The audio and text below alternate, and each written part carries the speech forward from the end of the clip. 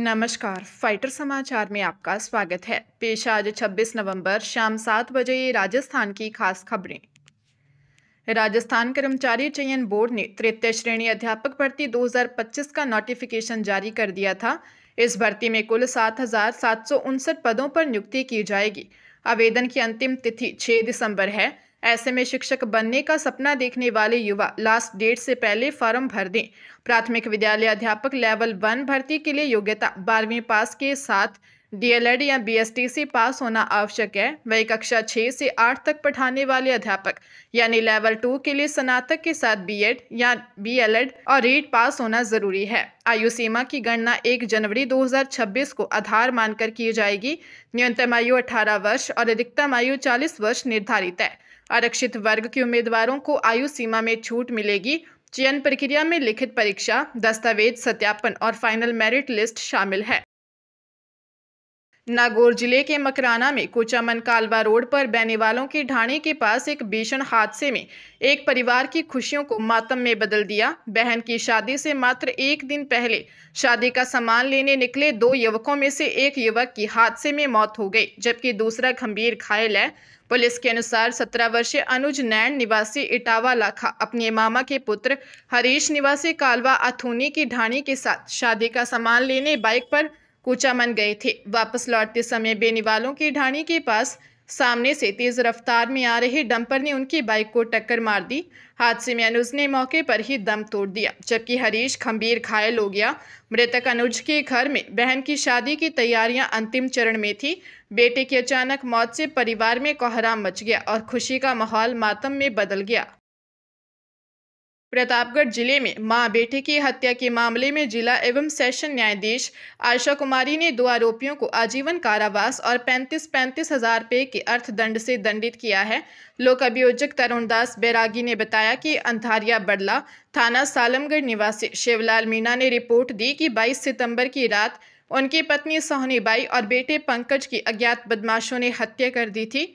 साथ ही पत्नी के पैरों में पहनी चांदी की कड़ियां और पायल भी गायब थे, जिससे लूट का इरादा स्पष्ट हुआ। थाना सालमगढ़ पुलिस ने अनुसंधान अधिकारी पेशावर खान और थाना अधिकारी रोहित कुमार ने इस मामले की जांच की। अभियोजन पक्ष ने अदालत में आरोप सिद्ध करने के लिए 16 गवाह, 86 दस्तावेज और 14 आर्टिकल पेश किए। साक्ष्यों के आधार पर न्यायालय ने आरोपियों को दोषी मानते हुए विभिन्न धाराओं में सजा सुनाई।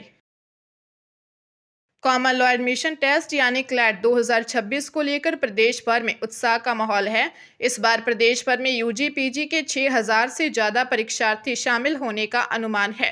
पिछले साल करीब 5000 परीक्षार्थी शामिल हुए थे।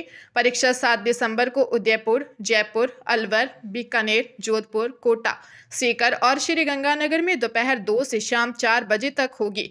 परीक्षार्थी 7 दिसंबर को दोपहर 1:30 बजे तक कंसोर्टियम ऑफ एनएलयूज की वेबसाइट से एडमिट कार्ड डाउनलोड कर सकेंगे। एग्जाम एक्सपर्ट्स के अनुसार इस परीक्षा में यूजी और पीजी दोनों टेस्ट 120 अंक के होंगे। सही उत्तर पर 1 अंक मिलेगा, जबकि गलत जवाब पर 0.25 अंक कटेगा। यूजी में अंग्रेजी, करंट अफेयर्स, लॉजिकल व लीगल रीजनिंग और क्वांटिटेटिव टेक्निक्स पर फोकस रहेगा, जबकि पीजी परीक्षा संविधान, जूरिस्प्रूडेंस, कॉन्ट्रैक्ट, आपराधिक कानून और टैक्स लॉ जैसे विषयों पर होगी। पंजाब की अमृतसर पुलिस ने सुल्तानविंड क्षेत्र में हुए हथियारबंद डकैती के मामले में 4 आरोपियों को गिरफ्तार किया है। इनमें से एक आरोपी मुठभेड़ में घायल हुआ है। पुलिस ने इनके कब्जे से 4 पिस्तौल, जिनमें एक ग्लॉक पिस्तौल, 2 30 बोर, एक 9 mm पिस्तौल और एक बुलेट पूरक जैकेट बरामद की है।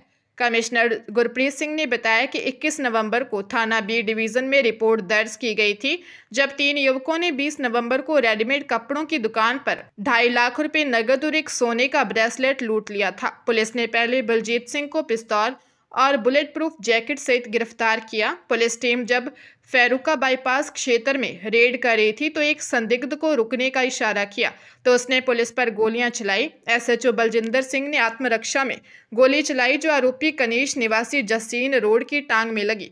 आरोपी के बयान पर पुलिस ने वल्ला क्षेत्र में छापेमारी कर करण सिंह और वरुण भाटिया को 2 पिस्तौल सहित गिरफ्तार किया।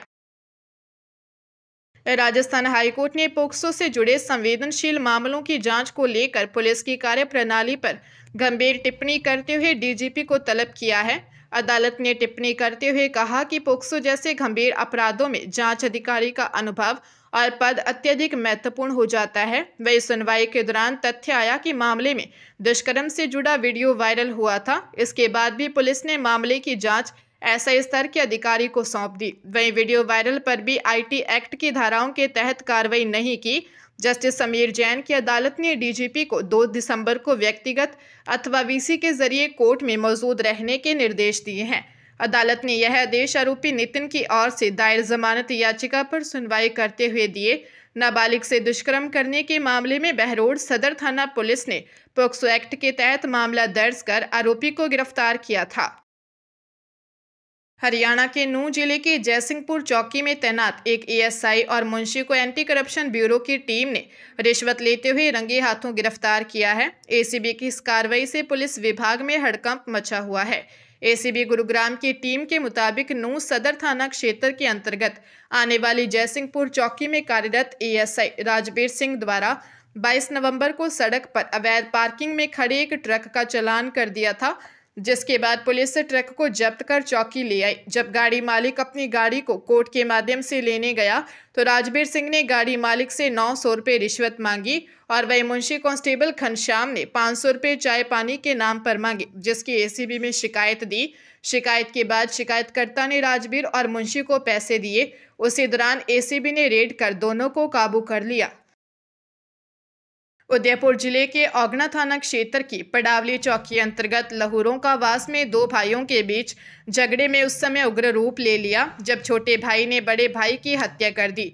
घटना के बाद पूरे क्षेत्र में सनसनी फैल गई। थाना अधिकारी रामावतार ने बताया कि मृतक की पत्नी ने रिपोर्ट दी कि 45 वर्षीय रता गमेती और उसका छोटा भाई हीरालाल रात में साथ बैठकर शराब पार्टी कर रहे थे। इसी दौरान किसी बात को लेकर दोनों में कहासुनी हो गई, जो देखते ही देखते मारपीट में बदल गई। विवाद बढ़ने पर छोटे भाई हीरालाल ने बड़े भाई पर हमला कर दिया, जिससे उसकी मौके पर ही मौत हो गई। घर पर दोनों भाइयों के अलावा कोई अन्य नहीं था। सूचना मिलने पर औगना थाना पुलिस मौके पर पहुंची और घटनास्थल से आवश्यक साक्ष्य जुटाए। पुलिस ने घटना के तुरंत बाद आरोपी हीरालाल को डिटेन कर पूछताछ शुरू कर दी है।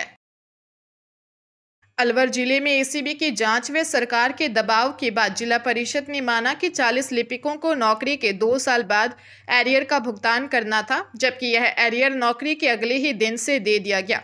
अब इन लिपिकों से वसूली होगी। जिला स्थापना समिति की बैठक ने मिनट सामने आने के बाद यह खुलासा हुआ है। वर्ष 2013 में पंचायतों में तैनात संविदा तकनीशियन और लेखा सहायकों को सरकार ने लिपिक बनाने के लिए रिक्तियां निकाली, लेकिन किन्हीं कारणों से ज्वाइन नहीं किया। उसके बाद वर्ष 2017 में इनको तैनाती दी। उसके बाद ये लिपिक कोर्ट पहुंचे और उन्होंने नौशनल लाभ की मांग की। कोर्ट ने परिषद को आदेश दिए कि नियमानुसार इनको एरियर का भुगतान करें, जिसके बाद जिला परिषद को नियमों के तहत इन्हें नौकरी के 2 साल बाद एरियर देना था, लेकिन वर्ष 2017 से ही एरियर जारी किया और 2 साल का अतिरिक्त एरियर गलत तरीके से इन्हें दे दिया था। अजमेर राजस्थान लोक सेवा आयोग द्वारा कनिष्ठ रसायनज्ञ प्रतियोगी परीक्षा तथा सहायक विद्युत निरीक्षक प्रतियोगी परीक्षा 2025 में अभ्यर्थियों को स्वयं का नाम, पिता का नाम, फोटो, जन्म तिथि व जेंडर के अतिरिक्त अन्य संशोधन ऑनलाइन करने का अवसर दिया गया है। संशोधन 2 दिसंबर तक किए जा सकेंगे। इस संबंध में विस्तृत सूचना आयोग की वेबसाइट पर उपलब्ध है। आयोग सचिव ने बताया कि कनिष्ठ रसायनज्ञ प्रतियोगी परीक्षा का ऑफलाइन तथा सहायक विद्युत निरीक्षक प्रतियोगी परीक्षा 2025 का ऑनलाइन आयोजन 1 फरवरी 2026 को निर्धारित कार्यक्रमानुसार किया जाना प्रस्तावित है। इन परीक्षाओं के लिए जारी विज्ञापन में उल्लेखित शर्तों के अनुसार ऑनलाइन संशोधन का अवसर दिया गया है। यह केवल अभ्यर्थियों के हितार्थ सुविधा मात्र है। विज्ञापन में उल्लेखित पात्रता की शर्तों के अनुरूप ही संशोधन मान्य होंगे। अजमेर जिले में शादी का भरोसा दिलाकर 4 साल तक साथ रखने और देश शोषण करने का मामला सामने आया है। कृष्णगंज थाने में पीड़िता ने रिपोर्ट दी कि उसकी पहचान 4 साल पहले केकड़ी निवासी भैरूलाल कामड़ से हुई।